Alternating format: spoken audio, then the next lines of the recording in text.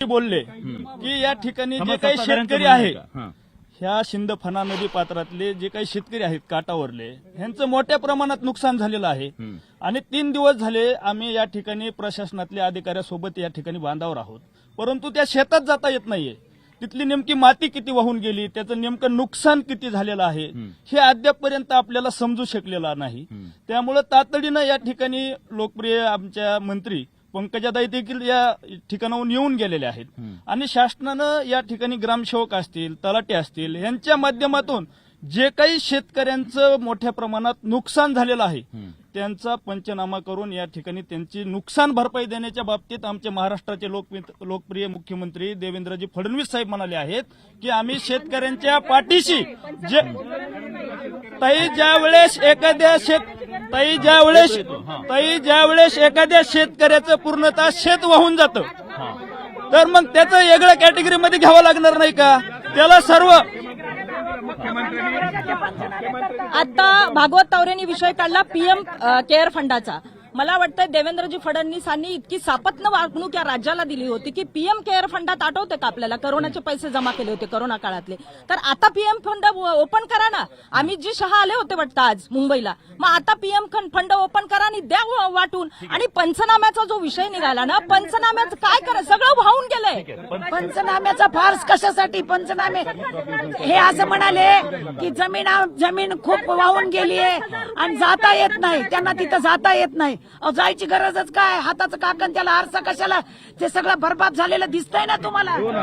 2023-24 crop insurance मध्ये भ्रष्टाचार झाला म्हणून ज्या क्रॉप इन्शुरन्स योजनेचे 4 ट्रिगर या सरकारने काढले आणि त्यातून स्वतःचा प्रीमियम वाचून घेतला आणि प्रीमियम वाचून घेतल्यामुळे आज जे नुकसान झालं ते नुकसान न भरून येण्यासारखे आणि सरकारला द्यावं लागणार आहे. कारण सहजासहजी शेतकरी माफ करणार नाही. आमच्या 3-3 किलोमीटरच्या जमिनी वाहून गेल्यात, खडक उघडा पडलाय आणि त्याला वेगळी मदत द्यावी लागेल आणि प्लस तुम्हाला ही मदत द्यावी लागेल. सरकारने जे ट्रिगर काढले ना, आज जर स्थानिक नैसर्गिक आपत्तीचं ट्रिगर असतं ना तर या सरकारला प्रीमियमच्या विमा कंपनीच्या माध्यमातून मोठ्या प्रमाणात जवळपास 4-5 हजार कोटी रुपये सहज मिळाले असते. ठीक आहे, पीक विम्याच्या बद्दलचे जे निकष आहेत ते बदलायची वेळ आली आहे.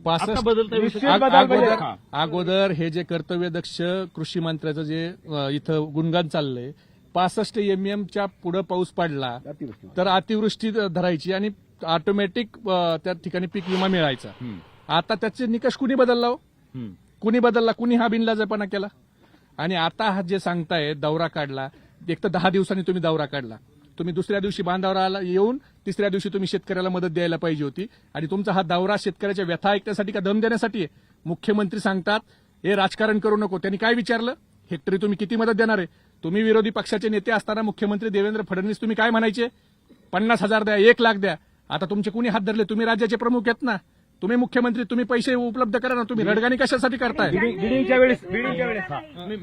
माझा एक अजून प्रश्न आहे की जर अजितदादांनी असं वक्तव्य केलं असेल की पैशाचं सोंग आणता येत नाही, मी मान्य करतो, परंतु माझं दुसरं असं म्हणणं आहे की काही वर्षापूर्वी खताची गोणी 50 किलोची होती, आज 40 किलोची झाली. कापसाची बॅग 700 ग्रॅमची होती, ती 450 ग्रॅमवर आली आणि त्याचे भाव वाढत गेले. परंतु शेतकऱ्याच्या उत्पन्नात कुठेही वाढ झालेली नाही. शेतकऱ्यांचं उत्पन्न वाढलेलं नाही, त्याच्याकडे पैसा नाही. साहेब, हा शेतकरी आम्ही व्याजाने पैसे काढतो, सोंग करत नाहीत, पण उदरनिर्वाह करण्यासाठी आम्ही हे एवढं कमी करून भाव वाढून सरकारने ठेवला तरी आम्ही विकत घेतो. आम्ही कधीच असं म्हणत नाही शेतकरी की पैशाचं सोंग आणता येत नाही. साहेब, जगायचं असेल तर संघर्ष करावाच लागतो आणि संघर्ष करत असताना ह्या ज्या अडचणी आल्यात ह्या अडचणीला तोंड द्यावं लागत असतं. त्यामुळं सरकारने पैशाचं किंवा याचं सोंग आणायचं हे नाटक न करता आम्ही एकच म्हणतो की सरकारने सरसकट सर्व निकष बाजूला ठेवून ज्या पद्धतीने सगळ्यांचे भाव कमी केले, क्वांटिटी कमी केली आणि भाव वाढवले, याचा सगळ्याचा विचार करून हे सगळं बाजूला ठेवावं. आणि शेतकऱ्यांचं असं म्हणणं आहे, माझी सरकारला विनंती आहे की पंचनामे किंवा दौऱ्याचं नाटक बंद करून सुरुवातीला यांनी 15 दिवसापासून 10 दिवसापासून जी परिस्थिती ना, संपूर्ण शेतकऱ्यांचा 7-12 कोरा केला पाहिजे आणि त्यानंतरच बाकीचं जे काही आश्वासन द्यायचे ना, 8,000 द्यायचे, 10,000 द्यायचे, 5,000, सरकारने शेतात जाणं होत नाही ना सरकारला, तर त्यांनी अगोदर 7-12 कोरा करावा, शेतकऱ्याची कर्जमाफी करावी. माफीचा शब्द पाळावा असं पुन्हा एकदा हे सांगितलं जात आहे. ह्या सगळ्यामध्ये एक कोपऱ्यात माझे शेतकरी बांधव आहेत. यांची कहाणी इतकी विदारक आहे. मी मुद्दाम यांना आज बडे मुद्द्याच्या माध्यमातून आपल्या सगळ्यांच्या समोर आणलंय. या माणसांकडे आज या दोघांच्या, हे नवरा बायको आहेत, या दोघांच्या अंगावरचे कपडे आणि यांच्या दोघांच्या लेकरांच्या अंगावरचे कपडे, याच्या पलीकडे या माणसांकडे आज काहीही उरलेलं नाही.